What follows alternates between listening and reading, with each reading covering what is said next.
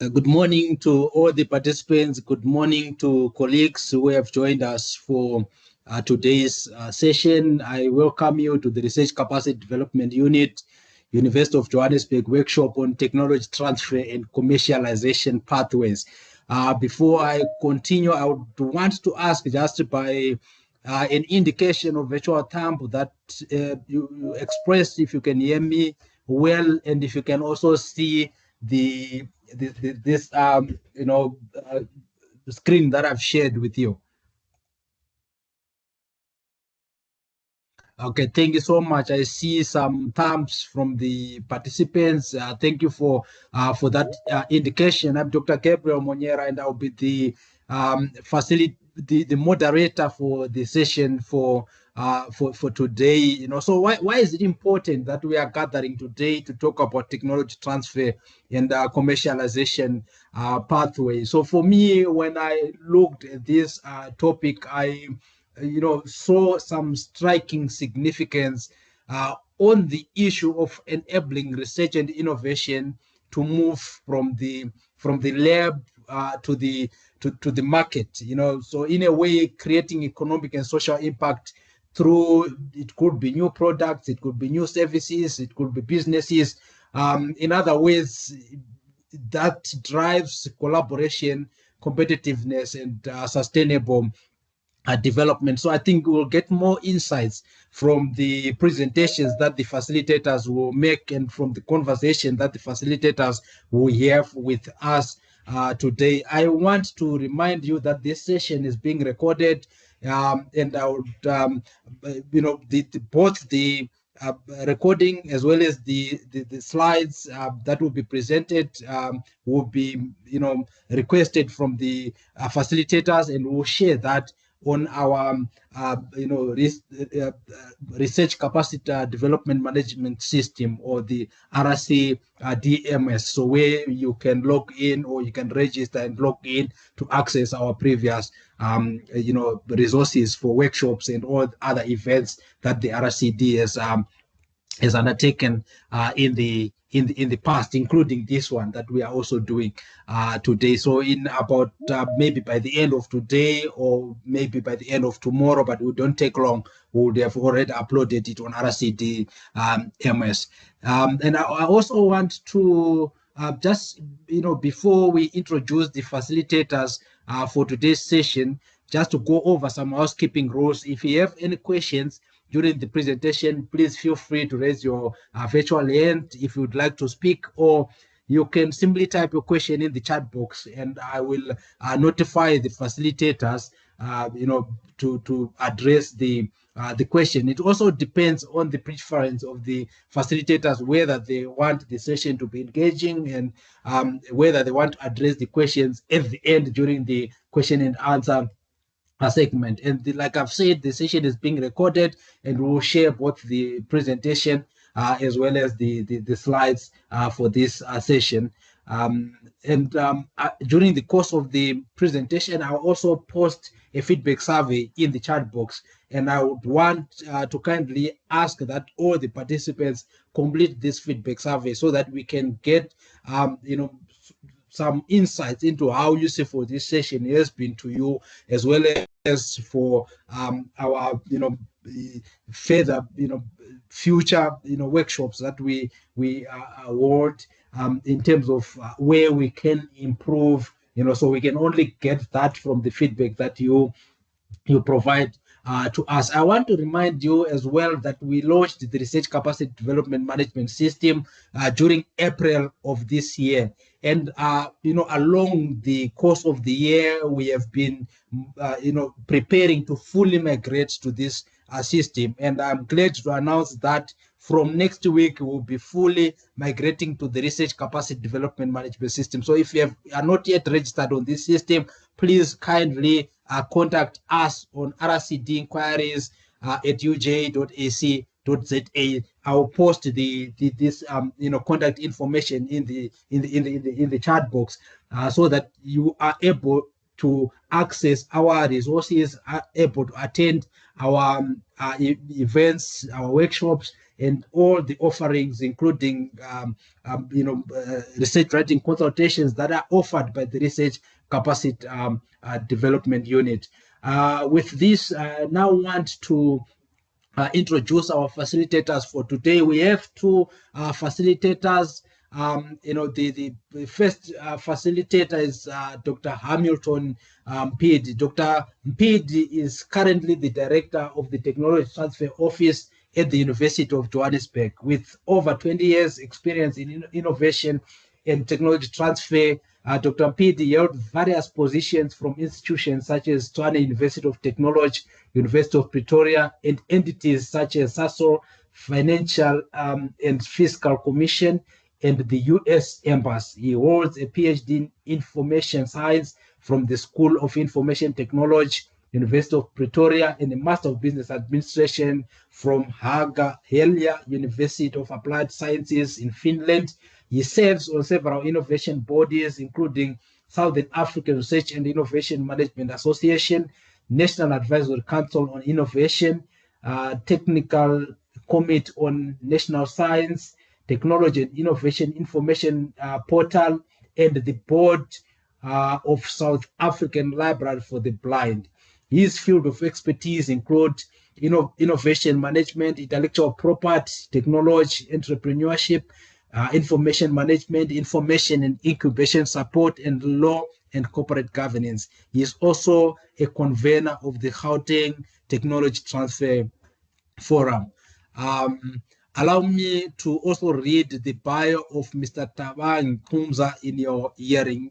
Mr. Tabang Kumza is a seasoned professional with over 20 years of cross-industry experience spanning innovation funding, technology development, IP commercialization, energy, petrochemicals, automotive, and strategy consulting.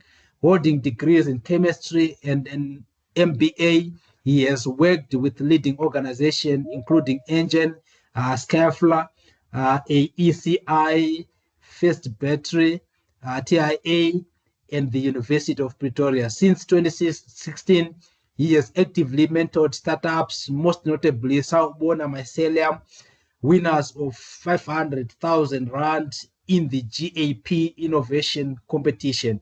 He has successfully facilitated over 15 technology licensing deals and secured 42 million Rand in funding for technology development. Allow me to just applaud the facilitators, both the facilitators. You can hear from the bios that I've read, a wealth of experience from both our facilitators for today's workshop. And without wasting further time, I want to thank both, Dr.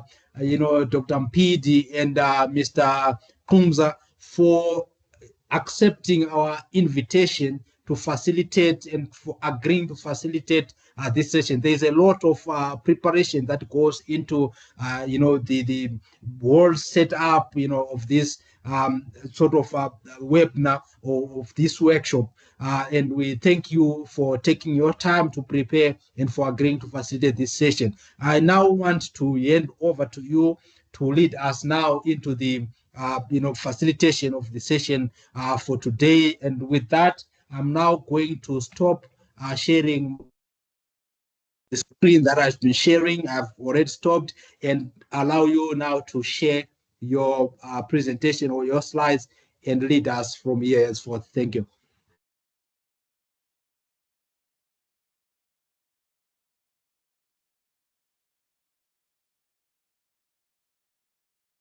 Let me know if you can see our screen.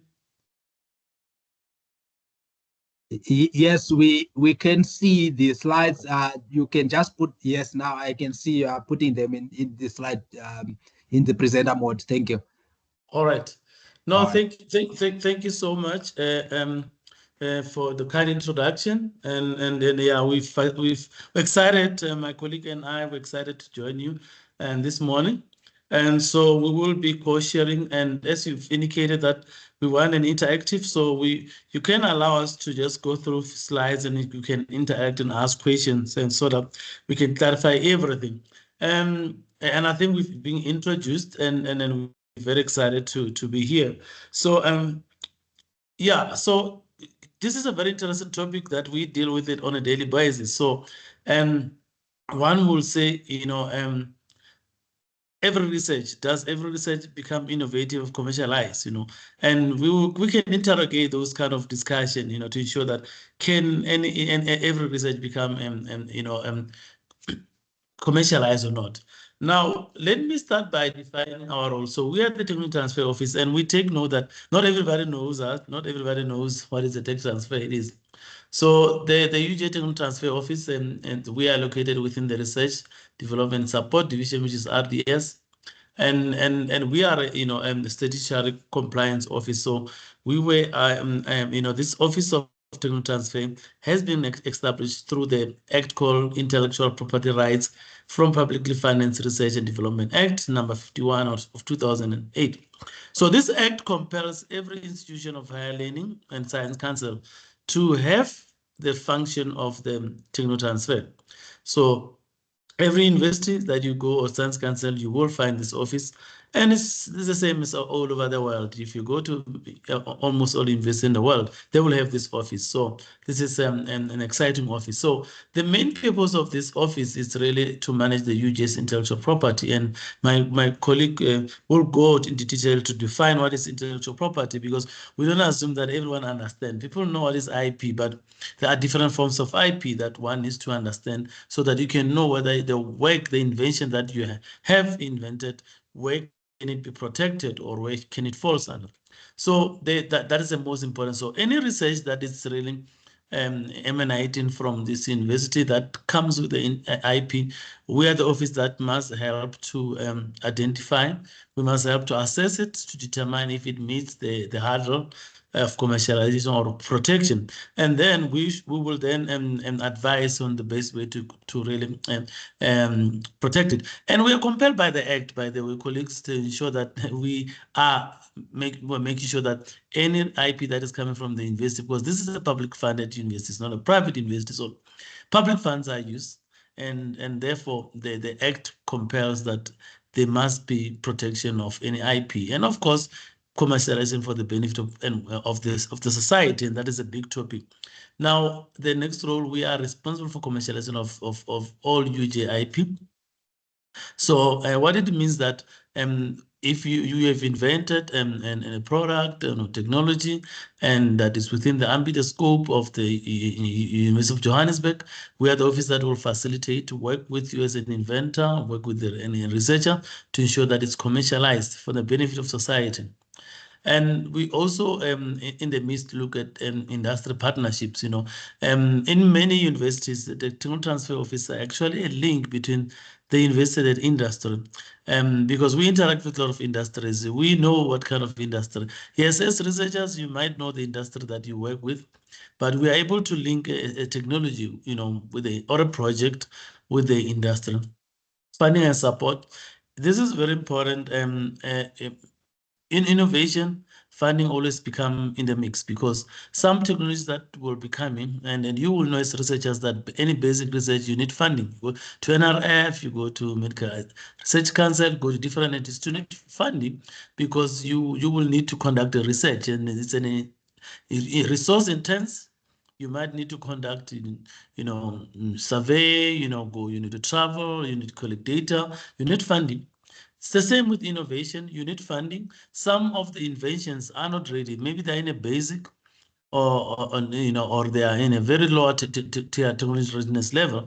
They will need funding to upscale them, to make sure that they are maybe pre-commercialization, or they are ready to be commercialized. So most of industry will not take a technology that is a high risk. So when it's high risk, it still needs a lot of work to do. You can imagine if it's in a health, and sciences, you've got maybe and tablets with some Q technologies that you will need preclinical trials. I mean, there's no industry that will take that technology unless it has gone through those hurdles. So funding is very important, becomes important in this aspect that you need funding to either move to do your research to prove your concept, or to to upscale, or or to pilot your innovation. So you will need funding, and also to go towards commercialization. Some organization will want you to prove that can you produce this batch to ensure that you can really commercialize. So funding becomes important. The other important aspect, which is it's very important, and we've seen that in our space, that most of the TTO or universities are going, is entrepreneurship development support. We do not assume that everyone that does research understands business guy. Some people, we are scientists, we are engineers, and that's all we know, and that's what we're best at. But then there is an element of business when you have to commercialize. You need to understand business. And sometimes you are not the one that is going to commercialize this, but you are probably going to talk to other industry, and they will want to speak the language of entrepreneurship, business case. Do you have a business plan? And I remember the first time when I started working, I have to negotiate a deal, and this company said that, but can you give us trade discount? I had no clue what is trade discount it is. So those are the kind of entrepreneurs, skills that one needs, or support. You don't have to know everything. So in this entrepreneurship development support, we will help the innovators that probably has innovated technology, and they want to understand the business side.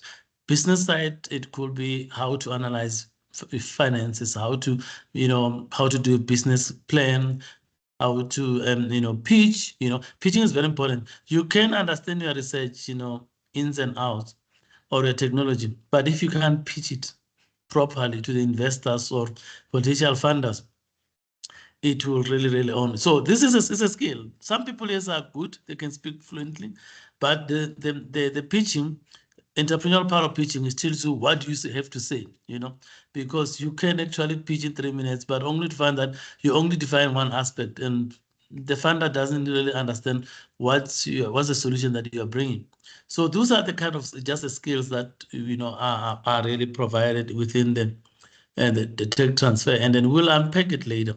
Now, my colleague will really elaborate on intellectual property, and I just want to bring to you that there is a act that is the IPR Act that I spoke about it, and it defines intellectual property as any creation of mind that is capable of being protected by the law from the use of any other person, whether in terms of South African law or the foreign international law. So what is important is that anything that has been invented, even this computer that you are in front of them, it's a creation. Someone imagined it, someone thought about it, and they went and invented, and developed it. The chair that we're sitting on it started someone's mind, and they went and created, and then that it becomes an intellectual property. That's something that it can protect.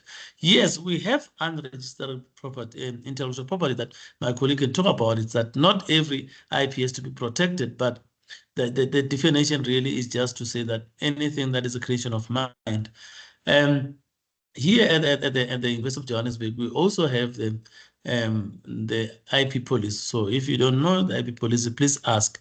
It is very important that as a staff, as a student, you know the IP policy, because you need to know, what does the ambit of the policy says, in terms of IP ownership and commercialization. So the definition is still the same there. So that's just a definition. But I think when my colleague gives you example of different intellectual property, you will then have clear. But presumption is that intellectual property, it is something that is a creation of minds, and that will include, literary works, artistics. It will include something like paintings. That paintings could be intellectual property, and people can own paintings, and that's why there are paintings such as Mona Lisa that you can't just duplicate it, because it's someone's work. The performance of performing artists, we know that is intellectual property in a creative way, because some of the performance, that sometimes you can't perform someone's songs if you don't have the rights, you don't own the songs, and we know we have a lot of examples in our life. So that's IP, and if you don't and the broadcast as well. You can't just take someone and show and record it, or take SABC show or SuperSport show and just rebroadcast it. You need to get rights. That's why when you watch the news, you could see people showing video and they say courtesy of SuperSport. Then because then you are given right, and mostly because of you not commercializing it, they will give you those rights, with no problem. So it is very important that you understand, and of course you will have lot of scientific discoveries. If it's about the new drug, new vaccine, there could be industrial design, the trademarks, the McDonald trademark, the big one. You can't go now and just use it as you please it, and the service, and also there could be other things that could be protected under the law. So those really comprise the now. And this is my last slide, and then I'll give to my colleague, and then I'll come back again to look at other things. So the UJ Technical Transfers Office, this is very, very important. If you want to understand the value chain of commercialization, it's very important, because we don't walk into commercialization. It starts somewhere. So it starts with the identification of IP and protection. Now, we will then ensure that we source the and the intellectual property and screen it and analyze the invention disclosure. So what is important is that when we talk about intellectual property, if you are going to really say you've got an innovation, it has to be something that three things: it's novel, it's new. It means that invention, it doesn't exist anywhere in the world. Two, it must be something that is inventive. Inventives can be subjective. What it means is that if you come with an invention, whether it's a formula or it's a drug, it must be something that it's not obvious. So meaning that someone in their same skills cannot come with it. If someone in their skill come with it, then it means that it's not inventive. Lastly, the third hurdle is it must be applicable. There's no point in having nice invention or technology that nobody can use it. So those are the three hurdles that the colleagues will look at that when they assess it, and they will check. And colleagues, it is possible that you can come with something new, similar to someone who's sitting in America, but you've never met. It's possible. And it's possible. We have seen that people come with ideas or invention that, exist somewhere, but they've never met people. But the important thing is you need to get a priority date. You need to file. You need to protect those inventions. And my colleague will elaborate on that. We also do market assessment to determine commercial potential. So you can't come with a nice invention, but the question is, who wants it? Who's going to use it? And I know the blue ocean strategy believe that you can, if there's no market, you can go and create market for your technology. It's not a simple thing. So you might really have be someone who's very innovative. But we also look at the market assessment, because it can be possible that you have an IP that cannot be protected for various reasons, but you can commercialize it. You can go and commercialize it without having an IP, and what you will need, perhaps you can look at doing freedom to operate, to check if I commercialize this, I'm not infringing someone's rights. You don't want, the last thing you don't want is when you have a nice technology, you commercialize it, and while you start making money, another company come and say, but this is our IP. And that's possible. So many companies, they will leave you to make money. While you are making money, they come after you, And I have a very example that happens, and then we can share them later. So it's very important to look at those kind of things. So the application and protection is very, very important. That, like I've indicated to you, if you've got innovation, it needs to be protected. Like some of the investor or potential licensee, people that will take and commercialize your IP, they'll want to know, is it protected? So because it gives them competitive edge, meaning that they can commercialize this technology without worrying someone will infringe, will go and duplicate it. If they go and replicate it and they can't even stop them, because that's possible that you might find that you are busy commercializing something, but everyone can just go and do the same thing and sell, and then now it disadvantages you as a business person. The other things that we do, the IP commercials, I mentioned about it, that this is the big thing that we do. We help with the business case and plan development, and we engage with the prospective, potential licensing. we do the marketing of technologies. So as an office, we go to different exhibitions because in exhibition, that's where you get a lot of companies that are coming looking for solutions, looking for inventions. So we have brochures that we develop as an office about technology. We profile them, and we make sure that they are there for the potential licensing, and we can also help you to with the licensing or commercializing. So my colleague will unpack it, different types of commercializing, so you can understand clearly what we mean. There are various options to commercialize technology, and yeah, I'll leave that to my colleague to elaborate on that.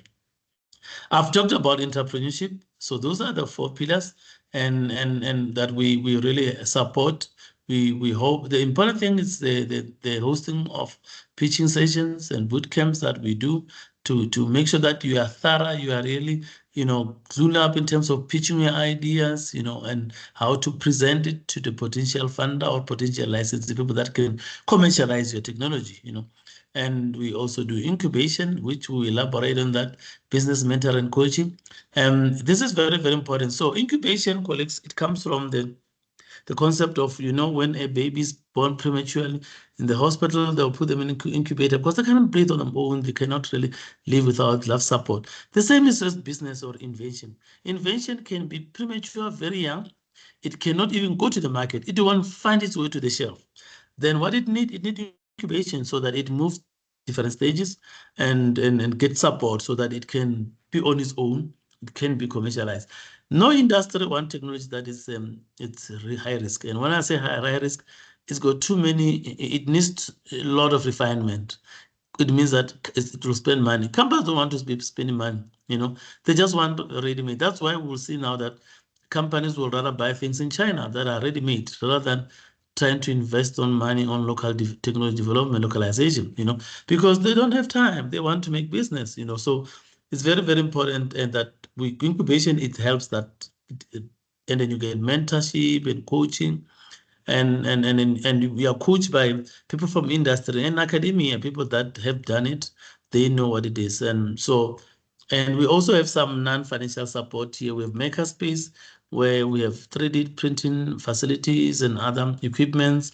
We have hot desking and iLaunch, where co-working space where inventors can come and work and share their ideas. So the last one I talk about is the funding, and then I elaborated on my previous slides that we do identify funding opportunities, because you might find sometimes that for you to be able to commercialize that invention, you need to pilot it, you need to scale it. If it's in a mining technology, they invent, the funders or the potential will ask, do you have a blueprint, So it means that you must go and have a mini plant, maybe go to the mines and optimize and then pilot that technology, depending on the kind of technology. You will definitely require funding. And that and it's very, very important, and could be a lot of fun depending on the nature of technology. Some technologies sectors, you'll need a lot of money, Some technologies can be low. I mean, if you look at technologies that are in the humanities, social sciences, economics management, those ones you might find that they don't really require. So it depends on the sector. If it's medical, you probably know that you will need of money. If it's a big engineering, you probably might need, or natural sciences, you might probably need a lot of money for your technology to be ready for commercialization. So what is important is that there needs to be a lot of work. So it's a journey for move from the concept ID space stage to IP to pre-commercialization to commercialization. It's the stage. And in this stage, and people that went through the stage will tell you the challenges, and the biggest one is funding. It's very, very, very important. I'm going to allow my colleague to just look at the next slides, and I will come back and to look at other slides. Tabang, do you want me to continue the slides, or you have your own slides aside? Yes, you can unshare. You can stop sharing, and then I'll share on my side. All right.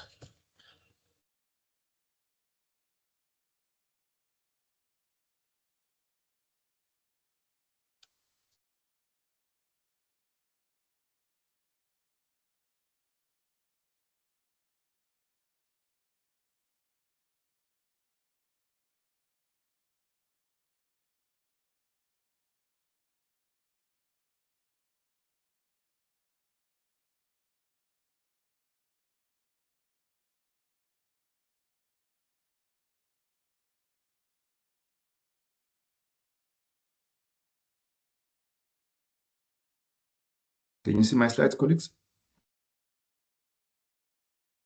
We can see the slides, but you can put them on presenter mode, Tawan. All right. All right, thank you.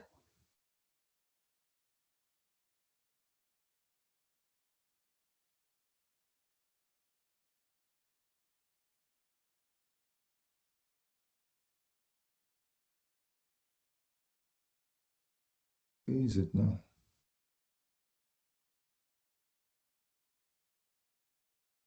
On the one next to, you can see where there's that. Okay. Just, all right. Okay. I think they are on presenter mode now. Yeah. Okay, thank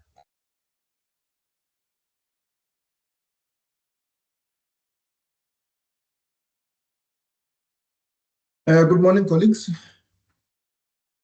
As I've been introduced earlier, my name is Tabang Kums. I'm the senior technology transfer manager here at the UJT Tech Transfer Office. Dr.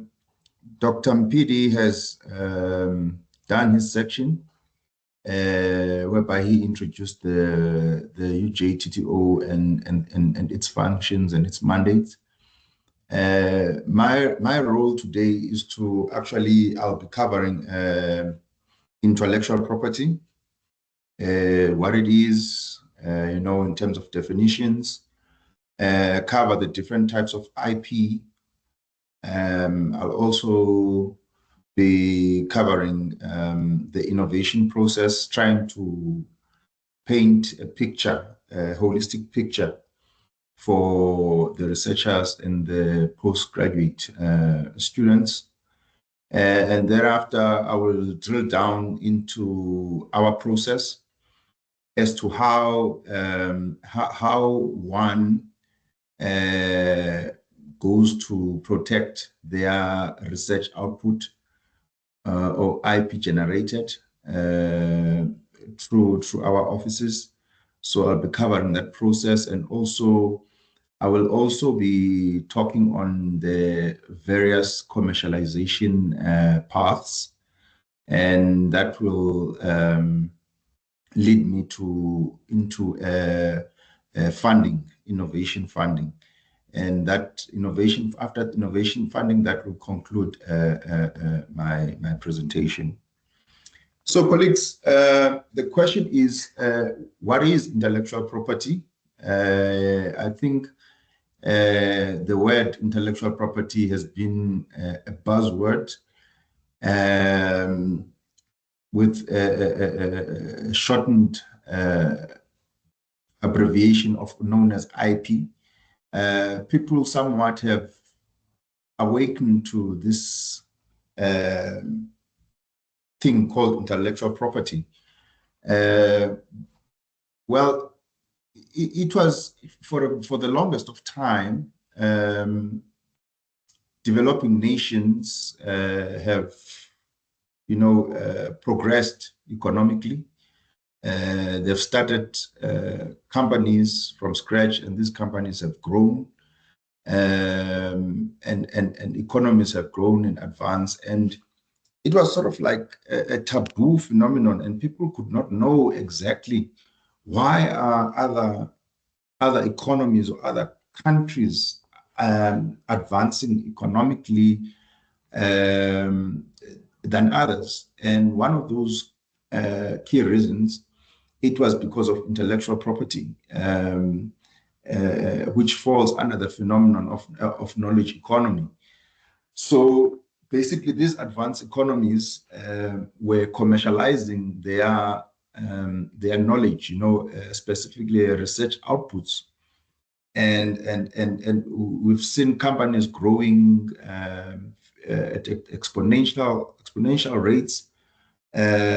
Some reaching the levels of being called unicorns, others being gazelles, and some ending up actually being going for IPO, which is the initial public offering, being listed on the exchange, such as your your NASDAQs, and so on. So intellectual property is very important for growth and development of a country. I can't stress more than that, but that's how important it is. So let's go back to the definition. Well, the World Intellectual Property Organization has its own definition of IP, and which inspired the definition of which is used in the IPR Act. And UJ also adopts sort of a similar definitions. If you can see the key is it refers to creations of the mind, as Dr. Mpidi has also alluded as well. And somewhat the CIPC, which is the Companies Intellectual Property Commission, has its own definition as well, which is intellectual property rights are like any other property rights. They allow the creator or the owner of the IP to benefit from his or her own work or investment. Their rights set forth to benefit from the protection of moral, material, resulting from authorship of any scientific, literary, or artistic production. So as you can see here, IP can be defined as the creations of the mind. Furthermore, if we were to be specific, IP is actually in the, there's what you call registerable IP. There's also what you call non-registerable IP. The non-registerable IP is IP such as patents, designs, copyrights, plant breeders' rights, geographical indications, and trademarks. And this all encompasses the definition which is the creation of the mind. And then you have the non-registerable IP, which is know-how.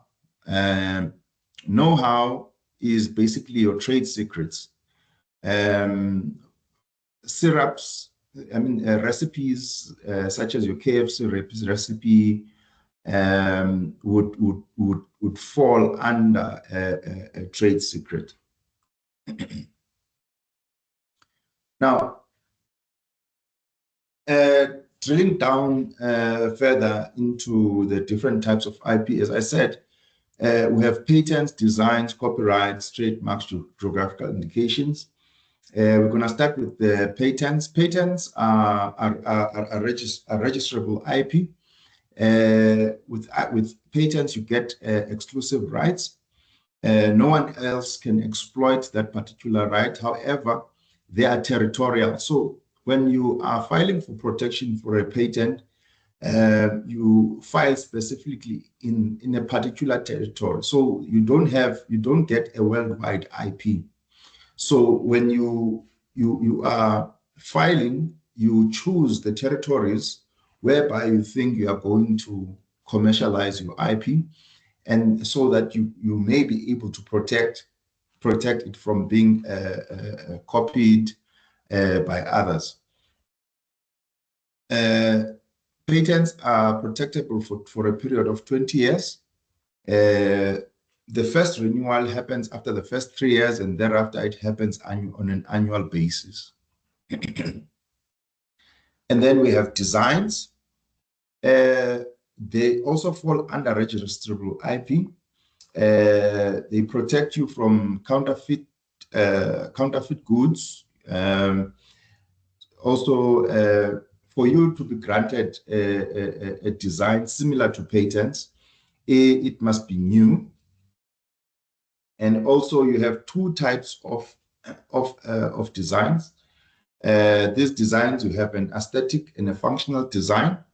Your aesthetic design is more about the patterns, your styling, appeal, and colors. And then your functional design, it necessitates the function of that particular article to perform.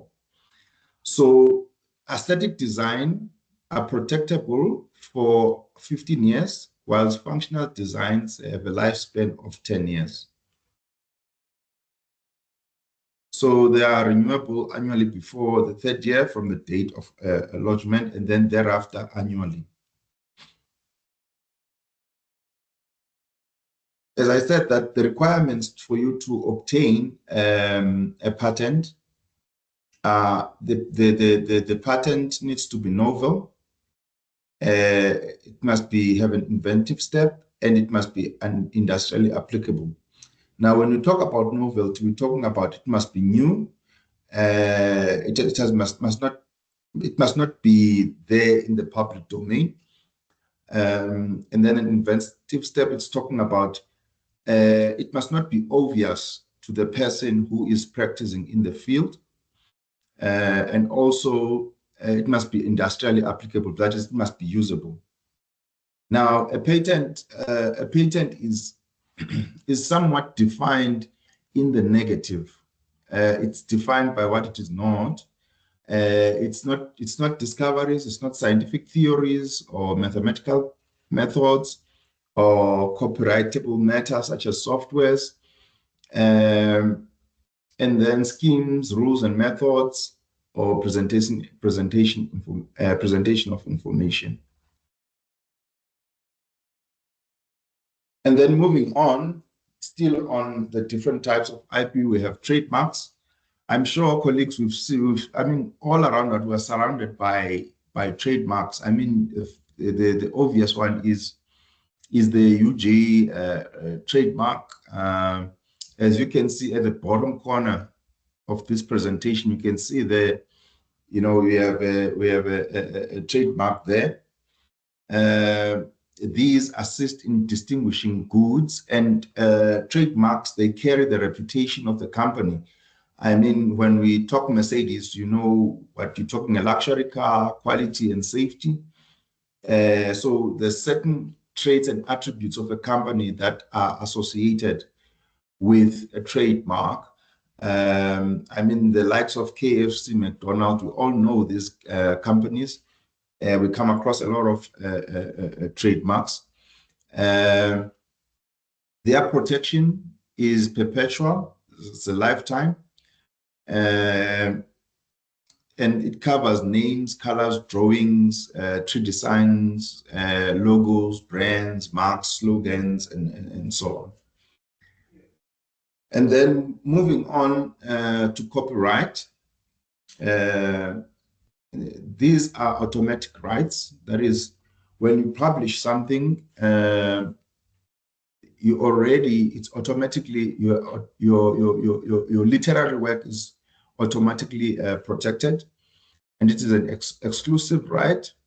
After expression of a literary work, art covers things like art, scientific works, source codes, cinematographics, sound recording, broadcast, and computer programs. Now, the protection of a copyright is 50 years. I mean, it's the lifetime of the author plus 50 years after the death of the author. And then for computer programs, it's 50 years after first copies were made. So examples would be like books, dissertations, thesis, music, and videos. Are we still together? And then we can hear you, Tabang. All right. Okay. And then continuing with the types of IP, there's also what you call plant breeders' rights. Like for a particular plant, we can have different varieties of that particular plant. So for instance, a tomato, you can get different varieties of a tomato. And it is a registrable IP. It's also granted on novelty. And it's protected for about 15 or 25 years, depending on the type of plant or tree. And fees, to keep this type of protection, you have to pay fees on an annual basis. Moving on to what you call geographical indications. Geographical indications are an IP right that is a sign of the location where the product originates from, and that product is only made in that particular area. For example, if we take things like champagne, rooibos, tequila, which comes from Mexico. So those are the types of geographical indications. They are protected by national laws. Only authorized parties may use it.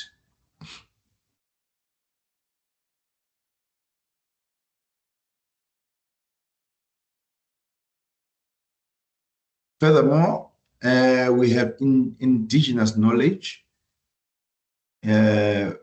also known as IKS, Indigenous Knowledge System, which is basically the knowledge, the traditional knowledge, which is held by communities.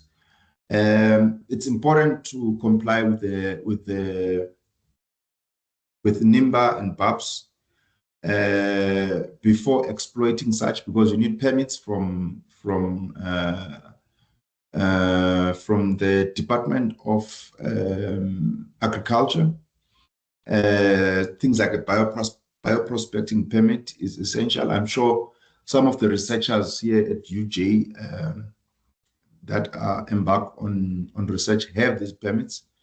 Where I came from, well-known researcher Prof. Lal had this permit. And also, it's important that in the event that we want to commercialize or exploit the plants for commercial purpose, whatever proceeds that come from the commercial activity of such knowledge, the communities need to be alerted, and actually a benefit sharing agreement needs to be signed, and we need to agree on a royalty percentage for that particular commercial activity, so that that community can actually benefit from such activity. One case is that I can recall is Hoodia. I don't know whether anyone remembers Hoodia, but Hoodia is this hunger suppressant, I think, root from the Bushmen, and it was researched by the CSIR, and they found the active ingredient. And there was a company that wanted to commercialize that. So an agreement had to be concluded between the I don't know whether it's the Khoi community, and they agreed on a particular percentage. I think it was about 8%, and then they went ahead and they commercialized that. And then, as I mentioned before, trade secrets, non-registerable IP. It covers things like know-how. The protection lasts as long as it's secrecy. Examples are like Coke and KFC. So that covers the different types of IP.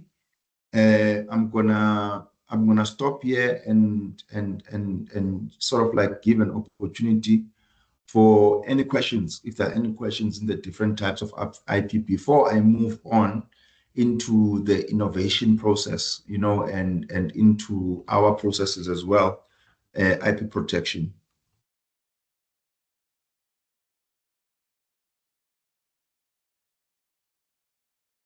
Any questions, colleagues? Okay, I'm going to move on. Can everybody hear me? Yes, we can hear you. All right. So now I'm moving into the innovation process, of which our researchers, postgraduate students embark on. This slide captures the entire sort of like innovation value chain. Basically, it starts with an idea. The researcher or the postgraduate student will have an idea, or there's an existing problem in their field of study, and they would apply for funds, right, from NRF, and engage in research. And that research, I'm at the discovery stage, that research would be basic research. When I say basic, I'm not derogating your research. It's fundamental. It's at early stage. It just means early stage research. So TRL, we have things, what you call TRLs. It's called technology readiness levels. So at that stage, TRL 1 and 2 is basically your fundamental research, basic research, TRL 1, TRL 2 will be your applied research, right? And then right there, the NRF funds the basic research. And then once you are done with that, you can apply for funds from the likes of the Technology Innovation Agency. You can apply at the DTIC through the TRIP program, if it's the TRIP program, and also TIA. TIA has a seed fund program, which has also technology development funds. And this can take you right through until the end, up to scaling up. So your TRL 3 and 4 would be your proof of concept, and then validation at TRL 4, lab validation, and then you have TRL 5, which is your prototype, and then you'd start doing your trials at TRL 6, and then thereafter you scale up to a pilot plant or a demonstrator. So that's the innovation process. And then at the bottom, you have the tech transfer process, which is basically invention disclosure, IP analysis, IP evaluation, IP protection, and IP commercialization. So in the middle, you have your tier fund. So basically, that is funding. That's the process for funding. It's not just only TIA is not only the source of funds. There are others which I'm going to cover later, which is you can also get the GES fund, the DTIC funds, to progress your technology forward in the across the technology readiness levels. So basically, with the TIA fund, we get a call for applications. It gets disseminated to the deans, to the HODs, and then what happens is that people apply, and then we receive those applications, we screen them, and then a committee convenes a meeting to review the applications. And what happens is that those projects are ranked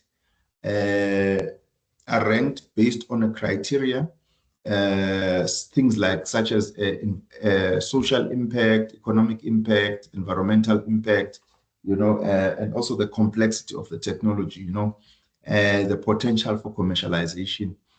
And then they would be scored, weighted against that criteria. There's a weight, and then they would be ranked based on their scores. And then maybe about 5 to 10 projects will be selected for funding. And then moving on to the commercialization. In the commercialization, we usually get an expression of interest externally or internally. And then the party needs to craft a business plan and submit that business plan to us. We review the business plan, and then we continue to craft a licensing term sheet. What a licensing term sheet is it's all the terms and conditions that go into a licensing agreement. And then those two documents, the business plan and the term sheet, are tabled for committee approval.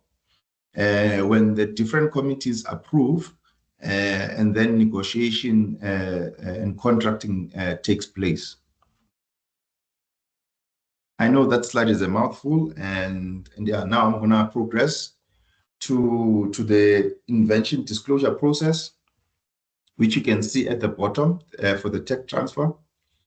This is the process. The researcher or the postgraduate student emails us a disclosure that they think they have something new, they have something novel that is worth protecting. What we do is we screen such disclosure and make sure that everything is completed. And then what we do is when we give them the link, they do everything on the system. It's captured on the system. Once we have all the documents, we go ahead and we conduct a market analysis. And also we do a prior art search to see if there is any similar work which was done before. And then once that information, those inputs for decision making are collated, we assemble an IP review committee. The IP review committee is comprised of the UJTTO and also UJ Invent. And then we review, the researcher is given an opportunity to defend their invention by means of a presentation. And also they have the opportunity to defend against the prior art which is cited in the IP opinion, which is basically the prior art from the prior art search. And then a decision is made. However, if it's a gray area whereby there's lack of expertise, we also consult an IP law firm to do to give us an opinion on that particular invention which has been disclosed. So a decision will be made whether to protect or not to protect, and we will decide on the IP strategy, whether it's a design, we need to file a register a design or a patent or so forth.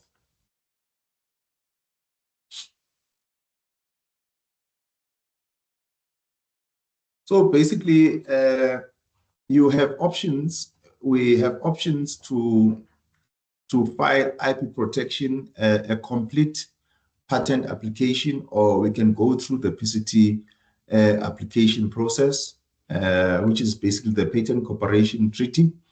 What happens is that the UN has a treaty whereby about 180 countries signed on it. What happens is that instead of us filing patents directly at different patent office,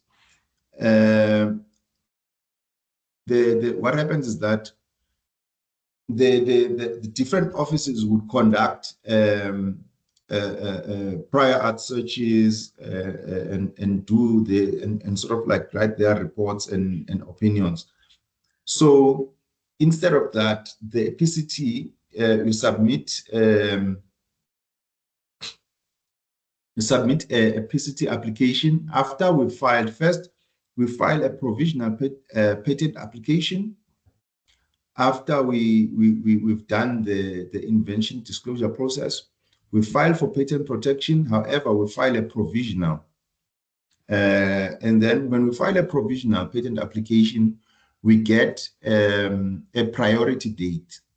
What is a priority date? A priority date is a date that is a date whereby you have claimed that you have invented this particular thing. So anybody who files work that is similar to yours after that date, they would not be granted that particular patent. So it's called a priority date. So and then the provisional, you have 12 months. After you file the provisional, you have 12 months to make improvements on your invention, right? You can do some work there. However, on the 12th month, before the end of the 12th month, we file a patent cooperation treaty, a PCT application. And once the PCT is filed, on the 16th month, we receive an international search report and a written opinion. So what that report will tell us, it will tell us the strength, the legal strength of your invention, whether it's protectable or not. It will cover things like novelty. It will tell us about novelty, whether your invention is novel, and there will be citations of other patents in novelty that are close to your invention. And also, it will tell us about whether there's an inventive step or not, and cover things like also industrial applicability as well. However, if you're not satisfied with the search report, you can go ahead and request a supplementary international search and file demand for international preliminary examination. And then after that, after those reports have been submitted, we choose countries which countries to file into internationally, and that is informed by the market analysis report. That is where the opportunities are and where there are markets and potential adopters for your invention in different countries. And then we'll go ahead and file in the different territories, different countries. And then what happens is that they would, those countries, they would examine, they'll do their own examination, and then they will grant a patent.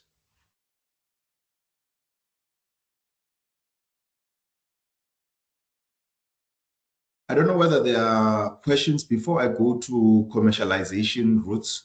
I don't know whether there are any questions on the invention disclosure process and patent protection. Colleagues?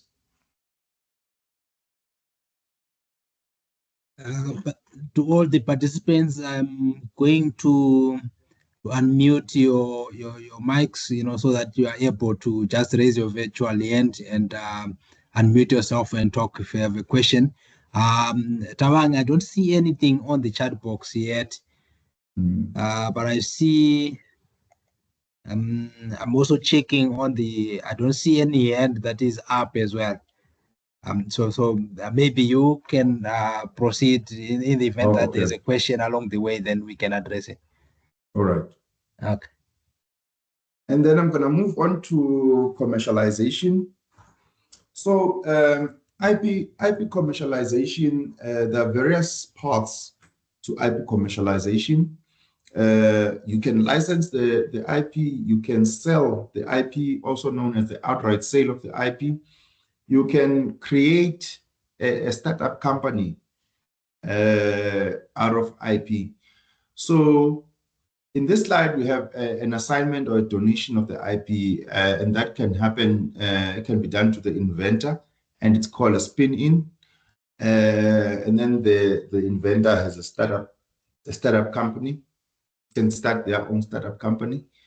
And with that, with regards to policy, I know that there can be conflict because you're employed by the university. So it so happens that, yes, you can be the owner of the startup. However, you can't be an executive. You need directly, you can't be involved in the day-to-day operations of the business. So you need to be non-executive. And then we have the sale of the IP, which is the outright sale of the IP. So what happens with the outright sale of the IP? You are letting go of the ownership of the IP. So when we sell the IP, we no longer own that IP. So we would sell that IP in exchange for a value. The question is, how do you arrive at the value of the IP? The value of the IP, well, it's calculated based on the future cash inflows, and then which are then get discounted into today's value, which is the present value, the net present value. So what would happen is that we would forecast over, let's say you have a patent. This patent is about 18 years old. And the lifetime of a patent is 20 years. So we would project for the next 18 years how much that IP can generate over the 18-year period, and then discount that by a rate. That rate can be determined by the weighted average cost of capital of that particular business, or that rate can come can be reflected as a royalty rate from a royalty benchmark. Can use that as a discount rate, and then calculate using a future value of money, calculate the net present value using the discounted cash flow method. And usually how this happens is that you calculate a range of the value of the IP. You can't get one absolute value of that IP. So there needs to be a minimum and a maximum value. And then the parties negotiate within that range, minimum and maximum value of the IP. And then moving on to licensing. Licensing of IP is technically just leasing out the IP or renting out the IP. However, the university still owns the IP. So the licensing happens over a duration of time. It could be 5 years or 10 years in exchange for royalty payment. So the university will get royalties for leasing out that IP. How you determine that royalty? You can use royalty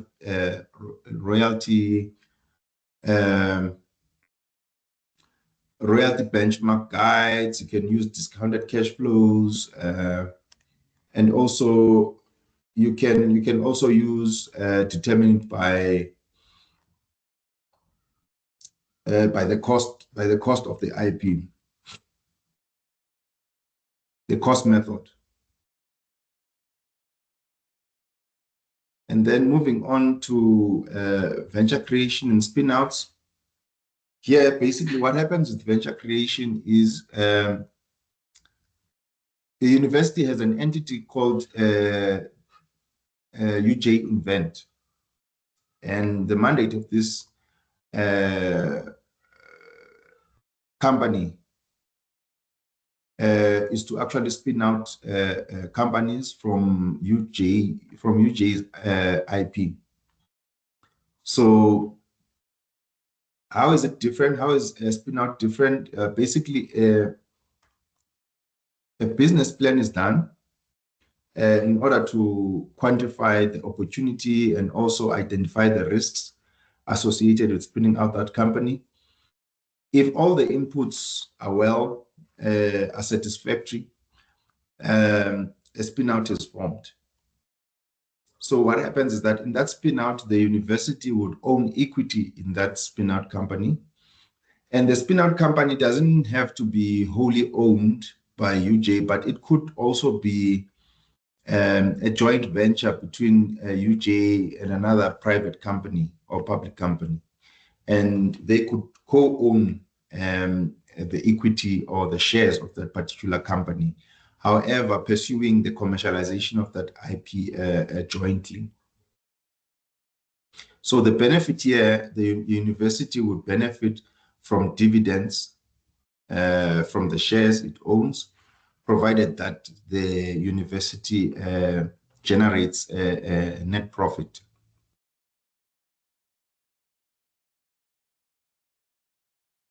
Is everybody happy? By the show of thumb of hands, was that clear?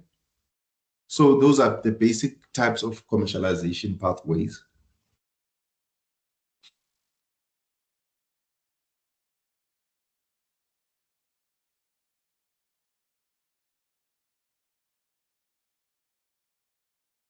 Before I move to fund management, any comments in the chat section with regards to commercialization?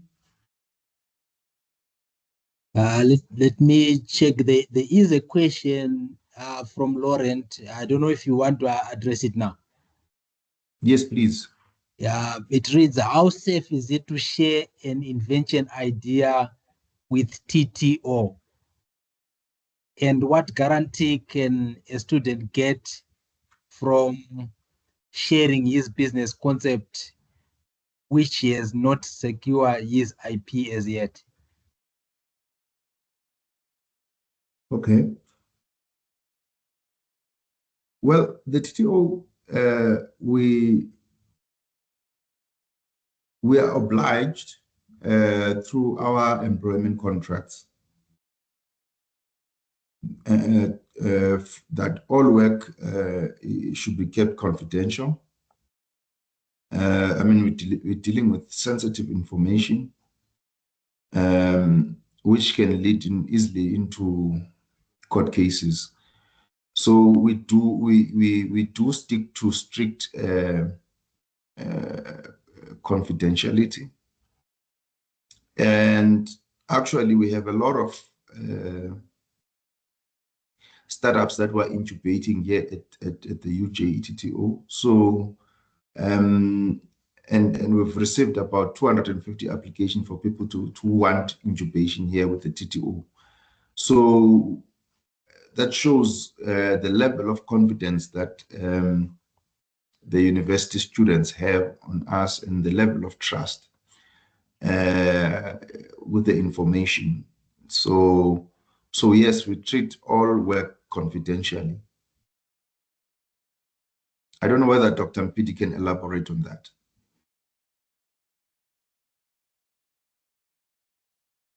Yeah, I think you've covered it all. So just to confirm is that we are obliged to, that we have to keep all information confidential. We're not allowed to talk about this. Even if you disclose something that is exciting, even if I'm in the soccer match or in the braai, can't even talk about it, So we are really, we keep, so you can rest assured that's confidentiality in the TTO. It's really, really safe. Thank you. Any other question? There's no questions in the chat box. You may proceed. Okay. Now, something very important that I forgot to mention with the commercialization. Within the IPR Act that Dr. Mpidi covered, there's a section there on benefit sharing. So by law, when you own IP and you've disclosed it at the UJTTO, and it is protectable and it gets commercialized, you have a legal right to benefit from the proceeds of the sale or the royalties or the dividends of that IP. There's a certain percentages, there are various percentages, and this is also covered in our IP policy. And when you die, your heirs have the right to benefit from that exploitation of that IP, from the process of the exploitation of that IP. So that was just one aspect that I wanted to highlight, because there is this notion that people disclose IP and it gets protected and they don't benefit anything. No, there are provisions made in law, the IPR Act, and there's provisions made in the UJ IP policy that all the creators of the IP shall benefit from the exploitation of the IP when it gets commercialized. I hope that is clear, colleagues. So we're not here to steal your IP. Actually, this is a beautiful mechanism for you to have another stream of income. You know, if you do research, you're an exceptional researcher, and you come up with something that is novel and gets commercialized, I mean, you can benefit a lot. I mean, there are a lot of stories about this. One story, that one transaction actually that I was involved in was HereX, a company called HereX. What happened is that this company was started from the university's IP, University of Pretoria's IP. They got a license. They went on to start a company. And last year, they were in a merger with a company for $100 million. So that's a success story that you can actually Google yourself, search for yourself and read about it. So when this commercialization of IP works, it really works, and there are a lot of opportunities in it. So I'm encouraging you to pursue IP disclosure and protection, and also the commercialization of your research outputs, colleagues. And then moving on to fund management. Fund management in our TTO is actually done by my colleague, Charmaine Niemand. This is actually her section. Basically, she identifies funding opportunities, facilitates calls, monitors and evaluates the projects, and makes sure that it complies with the governance requirements. And then there are various funding resources. UJ has what you call GS, which is for early stage development and to bridge the funding gap that exists in the innovation chain before other funding sources can be accessed. And then there's government funding agencies such as TIA. As I said, there's a pre-seed and a seed fund. The seed fund, last time I managed the seed fund, it was up to 900,000. Technology development funds, they were bigger funds. I mean, I remember facilitating a transaction for 10 million and also for 18 million. And then there's the commercialization support fund, and there's Eureka. And then there's the ITC as well, Quebo Innovation Promotion Program. This program actually supports when you have a startup that is based on university technology, they can fund you up to 10 million. And then you have the Department of Trade and Industry and Competition, which I know that they have that TRIP funding. And also you have public sector grants and so forth. I'm not going to cover this, but basically this This fund is up to 600,000 over a 12-month period. The requirements are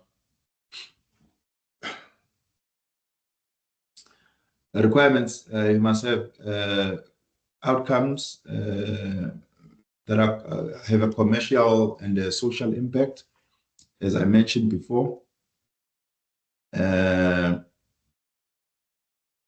Yeah, it must be, you must get approval from the dean. So in this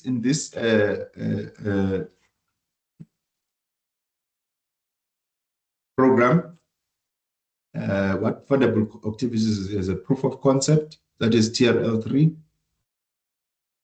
It must be a product or a process, production of samples, business plan development is fundable, refining and implementing designs, conducting field studies, support of certification activities such as your SABS or ISO certifications. It also finds piloting, scaling up, and techno-economic evaluations, and also primary market research or specialist consultants. You can also acquire specialized equipment. Non-fundable activities, no staff salaries, student bursaries must be supported. If there's no commercial or market application, that is, there's no commercialization intent, it's not fundable. Funding should not replace research funding, doesn't fund working capital or faculty overheads. General purpose equipment is not fundable, such as laptops. Conference expenses are not fundable. Then operational costs are not that are not associated with the funded project.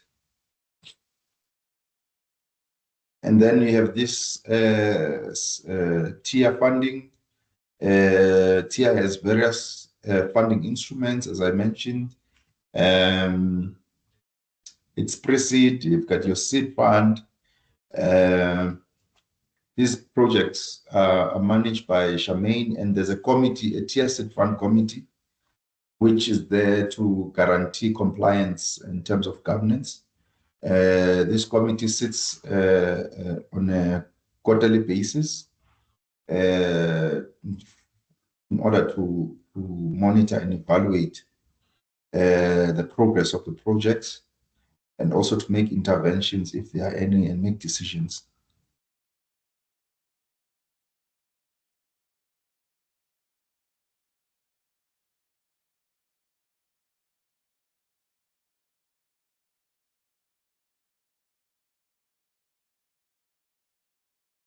So yeah, colleagues, so as I said, the TIA seed fund funds up to 900,000.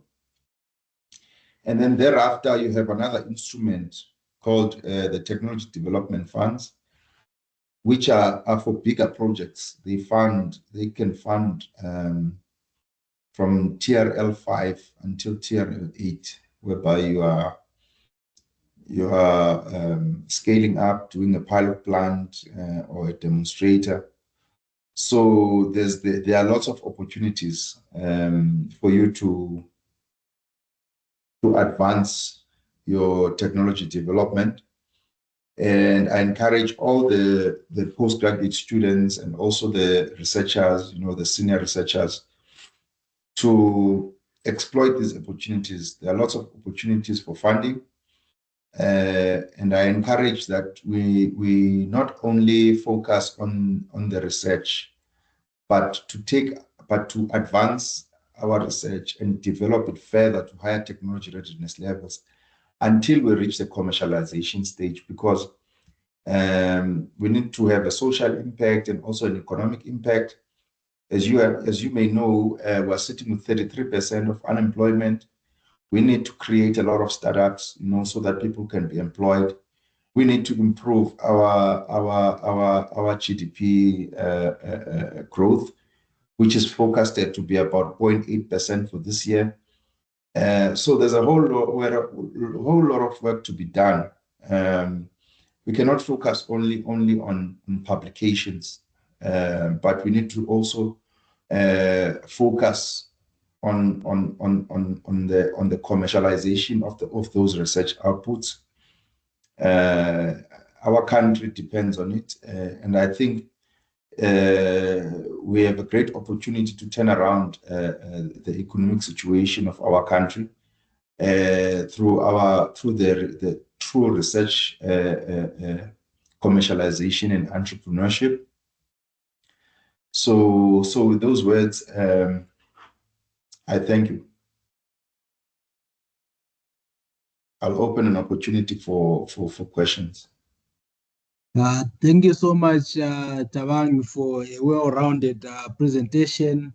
Let me just check. I think now, with your permission, we can now open for the open discussion segment, or the question and answer segment. I'll start by checking on the chat box. I don't see any questions on the chat box. The question that is there from Laurent has already been answered. But I've allowed the mics of all the participants. So to the participants, you can just unmute your mic and ask and raise your virtual hand. We acknowledge you. Then you ask your question. Dr. PD, also thanks so much for the presentation. I think we have obtained well-rounded insights. It's a lot that I personally didn't know much of this information that you have shared with us today.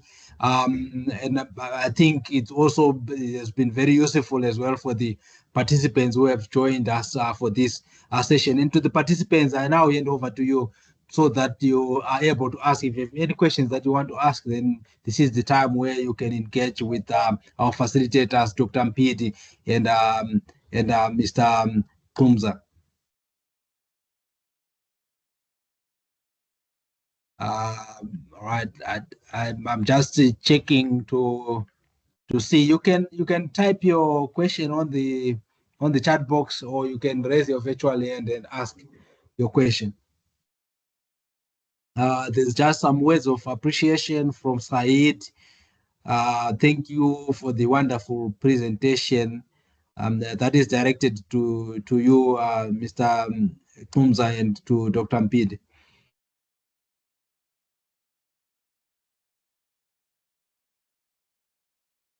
Any questions from the participants?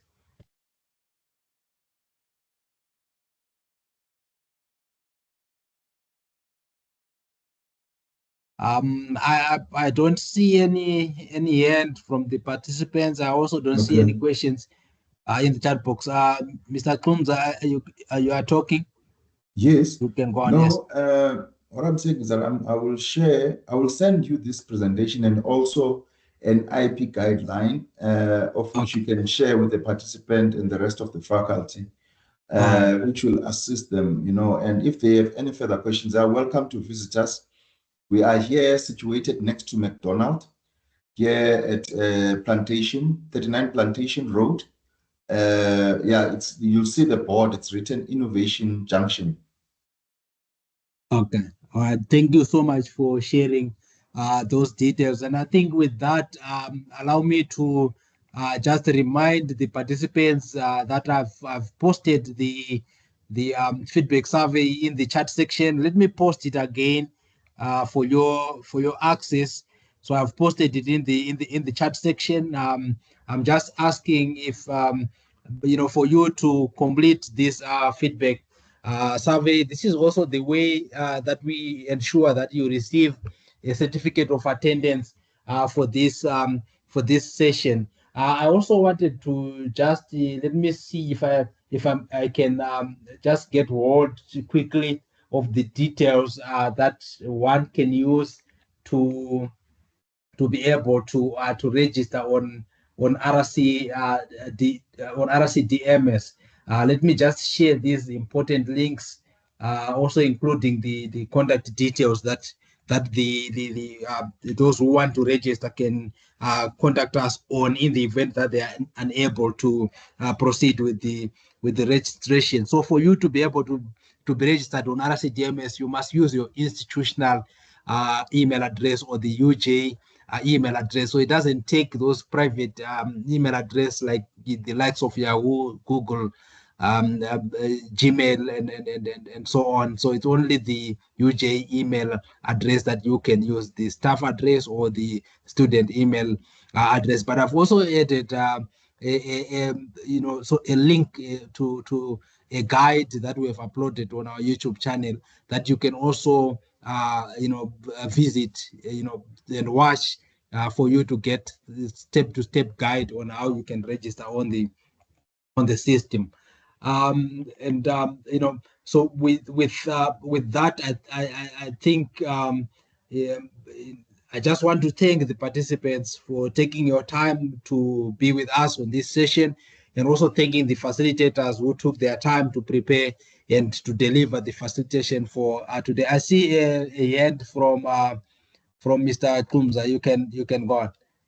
Yes, there's a question. What are the most effective models for university industry collaboration in technology transfer? I don't know whether Dr. Mpidi, you want to go first, or if I can go. That's fine. You can go first, and I'll add. Yeah. Oh, okay. Well, from my experience, what I've observed, I'm responding to AIM Malo. University, there's what you call research solutions, right? You find that industry encounters a lot of challenges and problems, and it needs solutions to those problems. So what happens is that what you see is a university would establish a research collaboration agreements with that particular company. And most of them, these are heavy industrial partners, like from mining and petrochemical. That's what I've noticed. And they would request the university to perform R&D work, right, in order to solve that particular solution. Now, the trick is industry doesn't want to. It wants to own the intellectual property that is generated from those transactions, the research solutions kind of transactions. So you'll find that the IP, the intellectual property ownership clauses, they want to own that IP. So what happens is that the contracts, there are two types of contracts. It's either you can have a full cost research contract, or the one that is not full cost. So the full cost one happens when that industry partner wants to own that IP. However, if they don't want to own that IP, you'll find that they are not charged at full cost, and which becomes much cheaper. However, we own the IP, and we can actually license that IP to other parties because it's our IP. So if they want to own that IP, we will bill them at full cost if they want to own it. Thank you, Mr. Kumza, for addressing that question. I think Dr. Mpidi, anything you want to add on that? Yeah, I want to add. So it is important. So for university industrial collaboration, there are different ways, of course, and obviously the agreements will cover that. So As a researcher, we can collaborate with the industry whereby we provide consultancy. They come, they say we have a problem, water problem, purification, solve us, and our researcher can be consulted. But of course, as Taban has indicated, agreements are very important to determine who will own that IP. And second one, commercial research. I mean, company can approach us and say that, you know what, we've got this research that we want you to conduct, and conduct it, we call it commercial research. You must cost it very well. It must be full cost, or it must be, you must have overheads as a researchers, cover all the direct, indirect costs if you want to be full cost. And there's full cost, then IP will be negotiated, and there must be agreement. So the last one will be, which is a longer term, is where you have research chair. So you'll find an industry comes like ESCOM, and say that, you know what, we have this problem. We will provide a fund, a research chair. That research chair will be really addressing, the research focus will focus on the challenge of that industry. And therefore, there might be issue of IP where that is produced. So it needs to be put in that collaboration agreement so that it is clear how the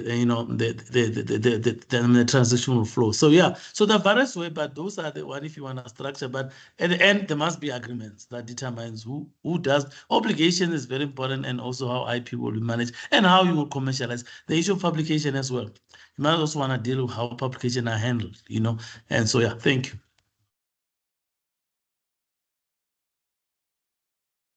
Thank you, Dr. Mpete, for that. I see a hand from Dave. Dave, unmute yourself and ask your question. Hi, can you guys hear me? I think I'm unmuted. Yes, we can hear you. Thank Fantastic. My apologies. I really wanted to attend the session. I just saw it now, literally 2 minutes ago in my email. It only came out this morning. But I do have one question. So I thought I'd just join quickly and maybe I'll just ask my question. I'm busy developing technology in artificial intelligence space.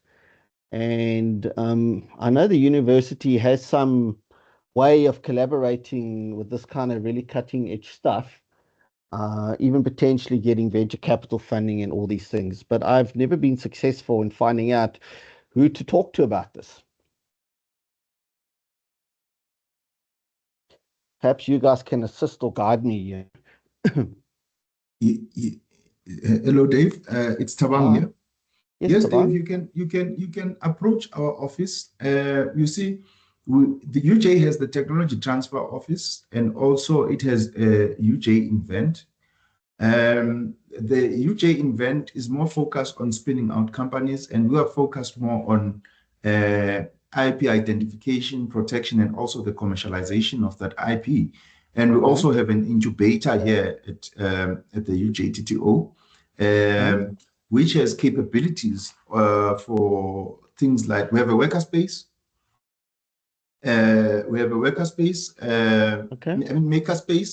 Makerspace with a laser cutter, things like that, 3D printing and so on. And then we just opened a uniport, which is also capacitated with a lot of supercomputers or something like that. With Apple stuff, you can come. And then we also have 3D printers there as well. It was funded by the UN. However, it has not been launched, but it's operational. You can come and visit us. Yeah, so we can assist you in terms of raising funding. We have connections with IDC. Dr. Mpete has just been in touch with DBSA. And also we have links with the DTIC as well and the Technology Innovation Agency. We are well connected to those funders. Oh, no, this sounds fantastic. How will I get hold of you, Tabang? Do you have an email or something? I can just send you a note now quickly even. We can set up I just put something. I put something on. Can you see the slides? Yes, that UJTTO, is that one? Yes, yeah. But you can, and then you can get the personal email. Tawan can also drop his email on the chat. So that's our address, physical address next to McDonald, and that's our email for the TTO. Yeah, thank you. Right. Yeah. Thanks very much. I've put my details there. You can see them, the phone number and the email. Thank you, Tabang. I'll get hold of you when we finish chatting. Okay. Yes. Thank you so much, Dr. Mpidi. Thank you, Tawang. Also, let me check on the chat. Okay, I can see you have added your contact details there on the chat for the access of the participants. And to the participants, any more question, before we move on to proceed to end this session? Yeah. Oh, yeah, just to mention, we forgot to mention it may happen that we have certain biological materials that a company is interested in. And there needs to be a material transfer agreement, and what happens with that if foreground IP is developed from that material that has been transferred, because the university has to benefit in any foreground IP that has been generated from that material that has been transferred to those that are working with biological, for example, materials. Well, thank you so much, Tawang, for that. Just a comment from a Ngumalo. Well done.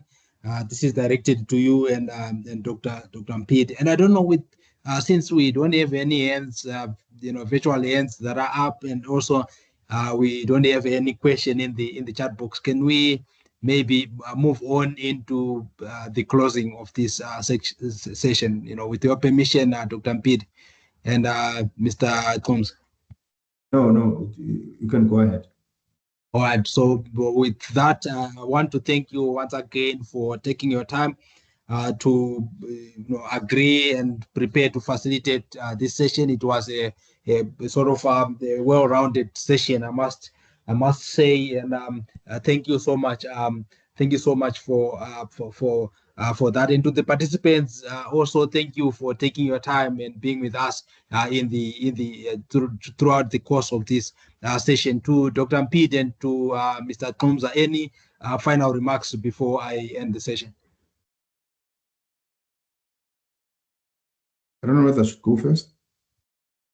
Yeah, go ahead. Okay. No, from my side, I want to encourage our staff members, our researchers, and the postgraduates to consider. Actually, you can achieve both the publication and also IP protection. We can assist you in protecting your IP. Perhaps you get a patent granted or a design grant. So I encourage you to visit the TTO and disclose your work with us. It will be treated with the most strictest confidentiality, and we will do our utmost best to make sure that it is commercialized. That is, either it is licensed, or we spin out a company out of it, or we sell it. So I encourage you to take advantage of this opportunity of generating extra income from yourself as well, because you can benefit from royalties or the sale of your IP, or from dividends of your company. So it's just a paradigm shift, not just to think about publication, but also to think about, also getting a patent. I mean, you can do both, because your work can be embargoed through the library whilst you are filing for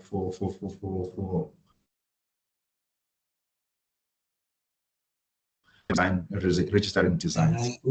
We just missed you a little bit there, Mr. Combs. Maybe just the last words, that you said. No, I'm saying that I encourage the staff members, researchers, and the students to pursue IP protection and also commercialization of their work. And this can be achieved with both, without sacrificing the other. It can be achieved with both getting a publication, your paper publication, and also getting your IP protected and commercialized. All right. Okay. No, thank you for that, Dr. Mpidi. Yeah, on my side, colleagues, I will just say that please help us as a TTO to spread the word. Let people know about the technical transfer office. Our mission this is to make sure that everyone at UJ knows about us. And I hear that Dale was talking, and you can't be struggling as a researchers while we are or student, postgrad students, or any student that the TTO is here. So we're here to serve you. We are the central office. We support everyone, irrespective of which campus you are. We will really help you. So please be encouraged to contact us. We don't charge anything because we're for UJ, work for UJ. So feel free to come and approach us for any kind of help. If you're not sure, don't ask yourself questions that you don't even have answered. Just email us, talk to any one of our colleagues. If you need any kind of training, let us know. We can give you detailed training, whether it's focus on designs, maybe that's your specialties. So we're here to help you. So all I can say is that spread the word, let people know that there's a TTO and that is here to support you on any matter of innovation and technology transfer. Thank you. Thank you so much, Dr. Pitt. You raised the bar for us. Now we have to now show the face behind the behind the talk. Thank you so much for that. I think it's important as well for the participants to just see us in person. Yes. Otherwise, Yeah. And especially that I'm new, so I want people to know me. All right. Thank you so much for that. And I think with that, I just want to conclude this session by wishing everyone, all the participants, also wishing you a great day further. Thank you. I'm now stopping the recording and ending the session. Cheers, colleagues. Thank you. Bye. Thank you. Bye. Thank you. Thank Bye. you. Bye. Bye.